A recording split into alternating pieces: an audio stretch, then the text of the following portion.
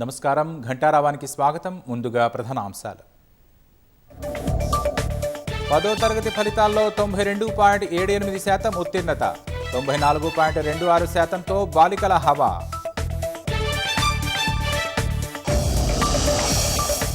అసెంబ్లీకి రాని కేసీఆర్కు ప్రతిపక్ష హోదా ఎందుకన్న రేవంత్, అధికారం పోగానే ప్రజల్ని పట్టించుకోరా అని ప్రశ్న.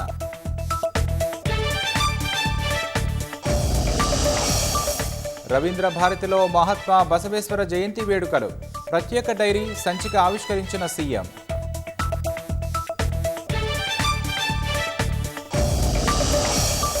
ఉపరితల ఆవర్తనం ప్రభావంతో రాష్ట్రంలో వర్షాలు, 3 రోజులు తేలికపాటి నుంచి మోస్తరు వానలు కురిసే అవకాశం.